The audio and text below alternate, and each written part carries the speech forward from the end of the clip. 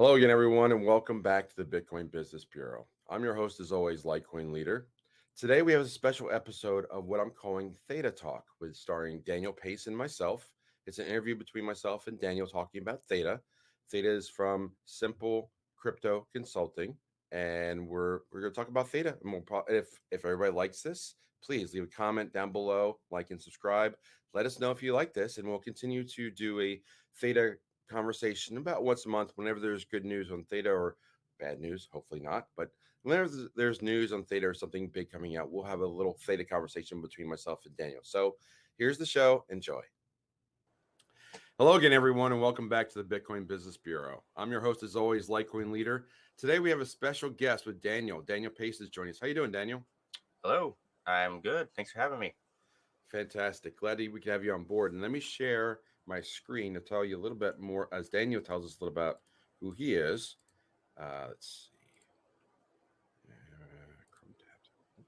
Window. I can get this right. Really, I can. There we go. So this is Daniel's website, which is SimpleCryptoConsulting.com. And this is his YouTube, which is simply Simple Crypto Consulting. So I'll leave that up. Daniel, you want to start introducing yourself to the nice folks here? Sure. Yeah, I'm currently just a consultant that works in just a broad range of cryptocurrency consulting, from wallet help and that kind of stuff. I got into Bitcoin several years ago, but I didn't really start making a business out of it until our mutual friend Patrick kind of roped me in and said, "Hey, you're smart enough to teach people things." And I was like, "If you say so." So that's kind of where that came from. So I have a Bitcoin, certificate on my shelf. I did the test and everything. So I'm a certified professional, whatever that means. So I understand it, and I've been making YouTube videos and that kind of stuff to kind of break down the more technical concepts of it. And I think that's where I tend to fall in. What's interesting to me is the technical end of all the cryptography, all the different, tech that's going into it. That stuff's fascinating to me. So, yeah, quite often that's how people get pulled down the various rabbit holes, especially if you have a technical background. You can go right down those white papers and just start digging in. And we'll get to that in a moment. But as far as that certified Bitcoin professional, I have that one as well. I think I picked it up last year. And I think it's a good thing to have in general. If people don't have it, it's a nice outside independent agency that can verify that you know what the heck you're talking about. And yeah, last I checked, it was around $100 to get and it's like a 2-year license, but something like it's that. some accreditations you can put after your name, and people are like, hey, what does that mean? Like, oh, well, this guy, like, they have no idea what the level of intensity it is to get those letters, but it's worth having to out there that's to say, hey, this guy knows what he's talking about, and some agency validated it, so it's worth having. So, but as far as getting down the rabbit hole of the white papers here, let me share my screen again, and we got a bunch of stuff about Theta today. That's the project we're going to be talking about, and we brought Daniel on as the pretty much one of our top, well, the top person that we have as far as Theta. And I used to be, I'm a big fan of Theta. I've been around Theta since, I don't know, 2017, 2018. I can't remember when I first got started. I remember we had go onto gate.io was my first experience with that. And it was tricky to go get the Theta, but that was back in the day when some people were talking about it. And that's where we went down there and you learn more and more. This is before Theta even had the different coins, which we're also going to talk about. But the Theta has they continue to update, and they update their website, and they go to medium.com as an often a common outlet for their information. But this particular one, I'll leave a link to this as well. This is about their ecosystem, and also it takes you to their roadmap white paper, which is rather lengthy. But Daniel did a great job of summarizing it over for CryptoConfidential. So Daniel, why don't you tell us a little bit about the ecosystem? As I share, like, this is the forum from CryptoConfidential, and here is his paper on the overview of the ecosystem. I know it's attributed to Patrick, but Daniel really wrote this thing, and you can see that here's the overview of the ecosystem, and then there's 6 pages here, which I'm not going to share all of it because it's for subscribers only on CryptoConfidential. But Daniel went down all the different rabbit holes and all the different areas about Theta. So we're assuming a lot of people that are watching this are going to know about Theta, but for those who don't, Daniel, can you give a brief overview of what Theta is all about?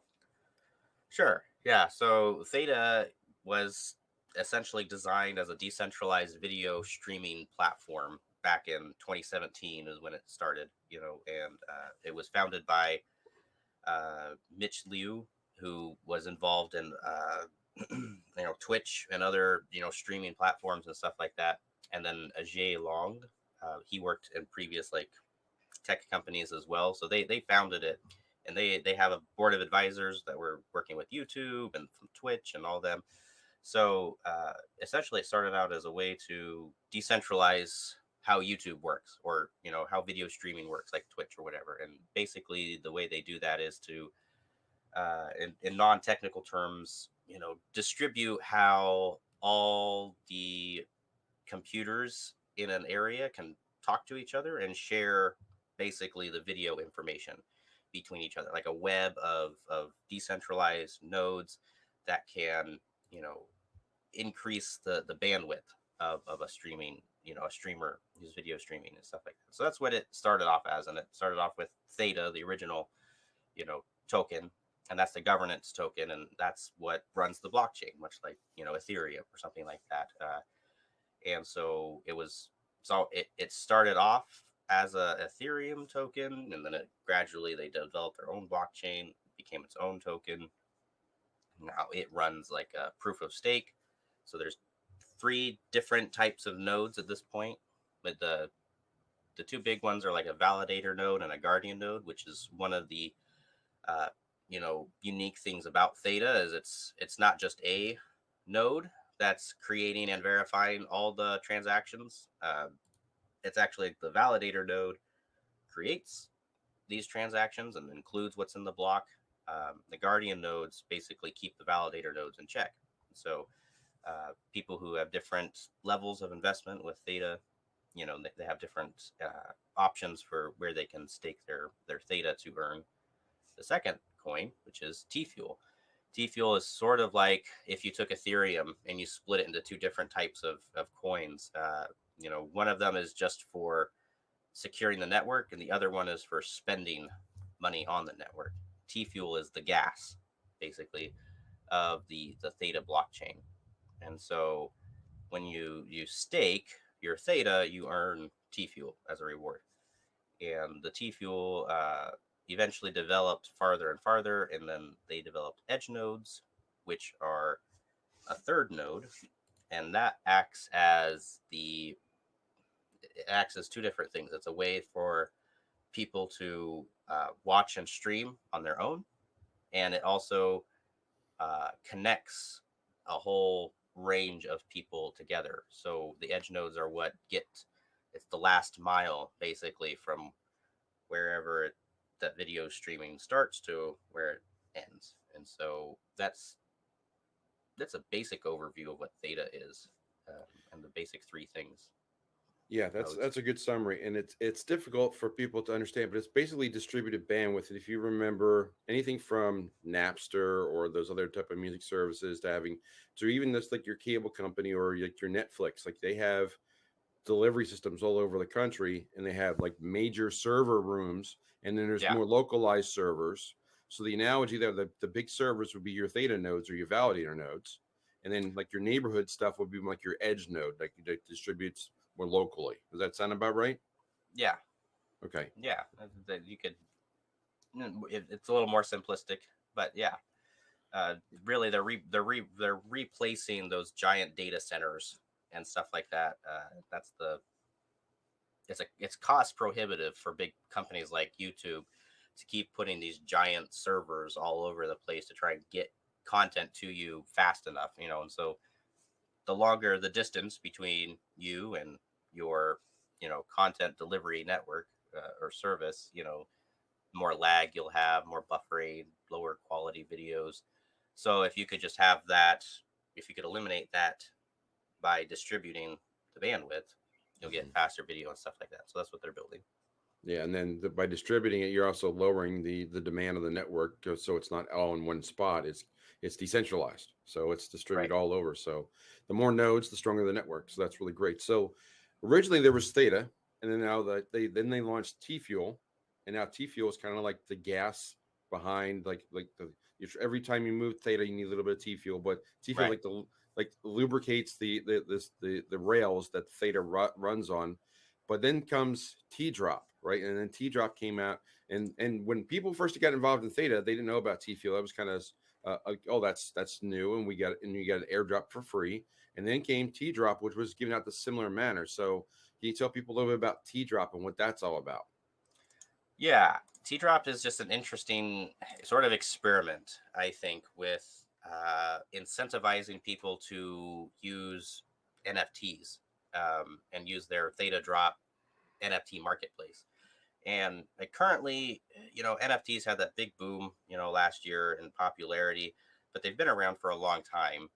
And I don't think that they've not been on Theta's radar, but they did sort of capitalize on the popularity, I think, and release T-Drop. And their, I guess you have to kind of differentiate between Theta Drop as a marketplace for NFTs, where you can buy NFTs on the blockchain, Theta blockchain. T-Drop specifically is a token. Now, people that were staking Theta did receive airdrops of T-Drop, but the main mechanism for getting T-Drop is through buying and selling NFTs, basically.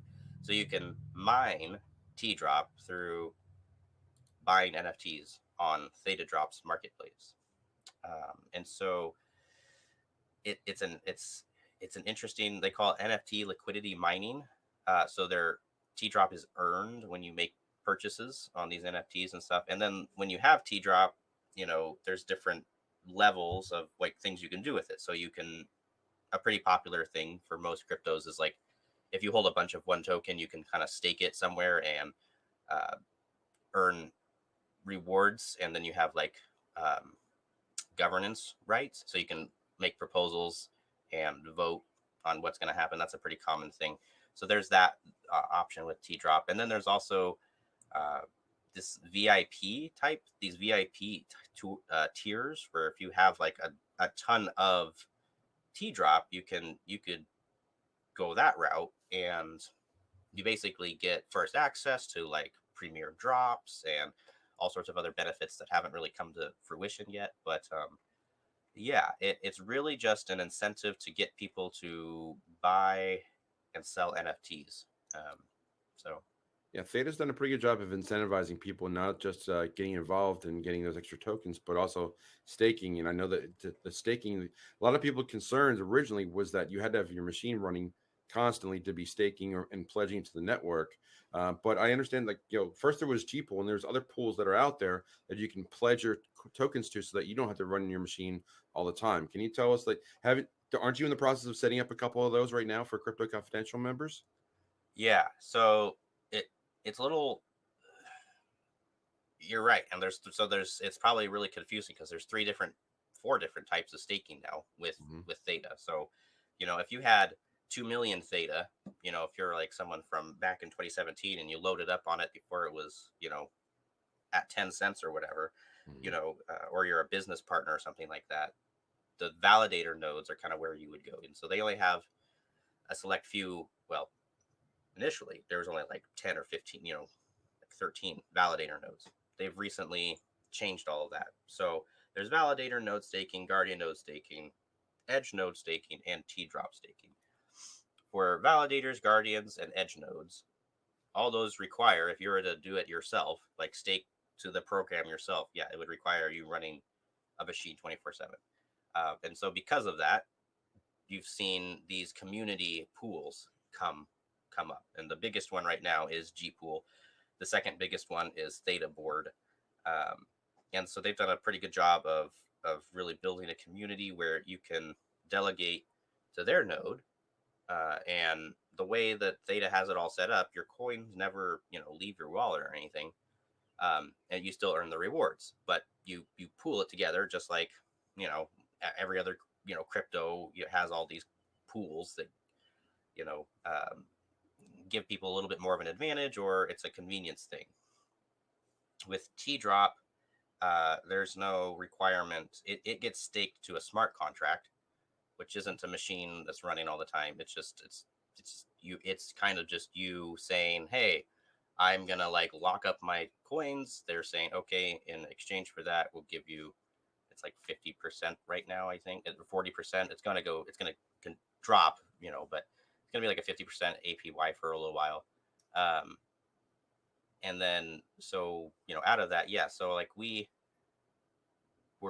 think a lot of people in our community were trying to like run their own thing, or they were staking a G pool. So we were kind of like, well, I mean, I was kind of like, I think it's possible to figure this stuff out. We could do our own, make our own little, community, staking pool. And so Patrick and I and you, we all kind of had these different ongoing conversations, and eventually we kind of, we got 2 nodes up and running, a Guardian node and an Edge node.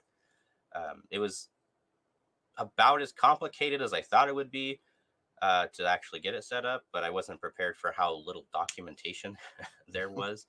And so most of it was trial and error and scouring Discord dev messages. So shout out to all the devs on Discord in the Theta Discord. They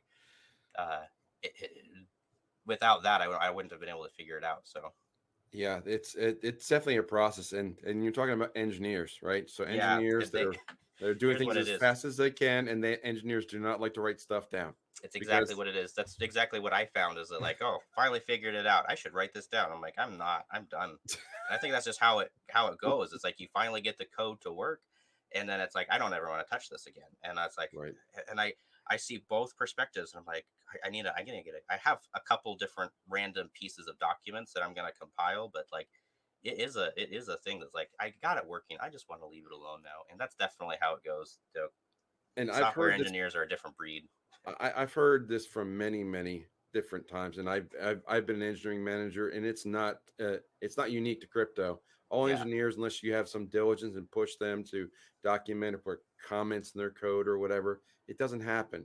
So that's a part of the barrier, and this has been around forever. I remember talking to somebody when they set up a Dash node. It was like pulling your own teeth out. Yeah, it was very difficult to figure it out, but that's why like Daniel's helped with us to set up these 2 nodes. And now you have, so I know there's 4 different levels, but the main 2 are your validator. That's pretty much exclusive to like the big boys. That's a big boy, lots of Theta, like 2 million or more. So you're looking millions of dollars to set that up. But the Guardian node and the Edge node, the Guardian node is where you would stake your Theta and you would earn TFUEL. And then your Edge node is where you'd stake your TFUEL and earn more TFUEL. And those are the 2 things that really support the network. And Theta's pushing that a lot because they need this shared bandwidth. They need this staking to have their network as many nodes as possible around the world to distribute this bandwidth and the content that they want to distribute. And the cool thing is, like, if you can stake your, TFUEL to another Edge node, but then you could also just use the Edge node yourself. And by using the Edge node, you're contributing to the decentralization of the network. So if you do, want to watch some, eventually there'll be more creators and stuff like that on the Edge nodes, but just using the Edge node, you share your bandwidth and you get rewarded for watching videos. I mean, so it's even if you're not staking to your machine, you could still use it on your machine and get some rewards. So yeah, I have not done the Theta TV yet, but this video might prompt us to get there. Who knows? That's something that we're looking to expand into. And by the way, Daniel will be back on this channel about once a month or so for Theta updates. So let's leave them wanting more. So let's wrap up with one more thing, and let's talk about the roadmap. What do you see coming on the Theta's horizon for the rest of the year? What big things do you think are coming for Theta the next 6 to 12 months? So I think the biggest thing is going to be Q4 of this year, where they're targeting a 4.0 mainnet launch. So we've had 3 different iterations of mainnet, and so the 4th one is going to be at the end of the year. And essentially, they're going to be launching a meta chain, and so that it sounds like metaverse and stuff like that, but it's going to be the opportunity to set up smaller blockchains that get resolved on the main Theta blockchain, or like an ecosystem of other blockchains. And it's going to be, I think, a pretty solid competitor to how the Cosmos ecosystem works, right? Cosmos is like an ecosystem of various blockchains. And so if anybody's, been exposed to the unfortunate Luna, Terra, events that have happened, that was a sub chain of Cosmos, right? But Cosmos kept going.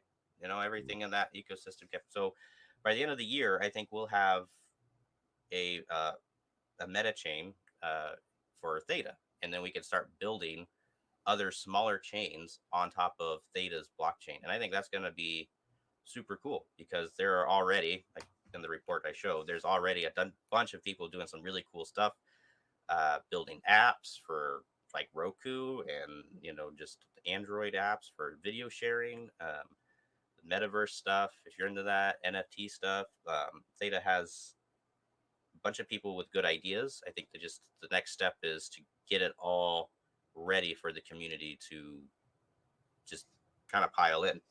So Yeah, and I think where things are heading with this, I mean, we talked about distributed bandwidth or a Web 3.0, and you can just see the possibilities, even with licensing of like a pay-per-view with an NFT and a wallet, oh and yeah, television. It's there are so many things to contemplate you haven't even thought about. So there's going to be a lot definitely coming, and this is one of my favorite projects. And I will say that I've done a video on Theta in the past. I'll probably try and find it and share it again.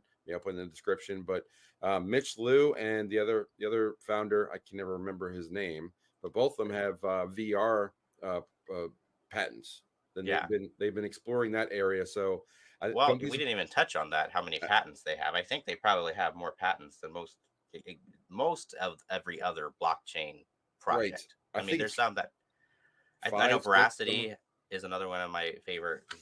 I hope they partner too. On as a side note, That would be but great.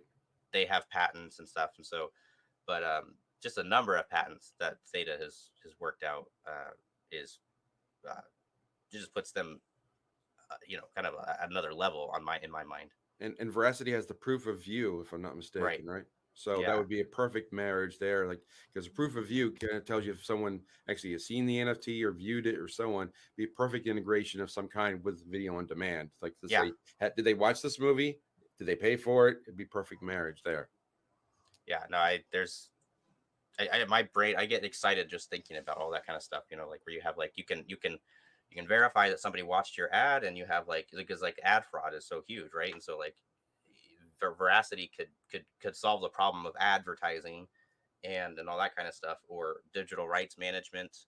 There's so many different things that could, you could prove who owns a video, and Yeah. you can get rid of all this, stealing other people's content, and it's just blockchain driven, and people are decentivized to steal stuff because they, you know lose money on it by like or something like that, so there's just lots of possibilities.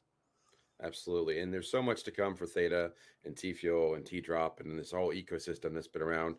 So they've been building it for years, but doesn't get a whole lot of notice because it's this top 50 project, but it's not on the major exchanges. So that's the funniest thing is like it's in the Exodus wallet. It's there if you want to swap it. It's on Simple Swap. It's there, but it's one of the lesser known top 50 projects that's out there. And both TFUEL and Theta are in the top 100. So they Yeah. have some recognition, but they just don't have it from by word of mouth because they're not in the conventional apps. And I think a lot of people get frustrated by it when they learn about Theta. Like, where is this? Where's the marketing and everything like that? Why isn't it on U.S. exchanges? And but it just like they've just been consistent for. I mean, what is it? 3, 4, 5? It's been about 5 years, Mm-hmm. and they've been through like 2 bear markets at this point. They're still going strong. They're still developing.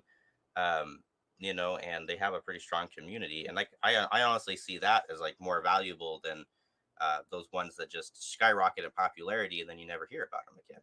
Like they're actually delivering products. uh you know it's early internet. It feels like early internet, to be honest, where you're still trying to find like IP addresses and stuff like, but it to me it's like, okay, this is a serious team, and they're producing products, which in crypto, like that's like the golden egg, right? Absolutely. You have products, you have patents, you have a strong team with like a long track record. You have a lot the Twitch.tv. And plus you've got, the Metcalfe's law with what Rural Paul talks about and the network effect. So that Yeah. it's big. They're definitely growing. They're here to stay. But the sooner you know about projects like this, the better off you are to get involved with them. Not financial advice, but But it's a good right. product to like if you want to know more about it, check out Daniel's channel, check out my channel, check out the videos, check out some of the things that we shared, and come on over to Crypto Confidential to get a full-blown analysis of Theta. And be sure to tune into this channel about once a month or so. We'll do a Theta update with Daniel. So Daniel, I really appreciate you coming on. Looking forward to the conversations that we have going forward. And one last time, let me share your information so people know how to get a hold of you. So sharing screen.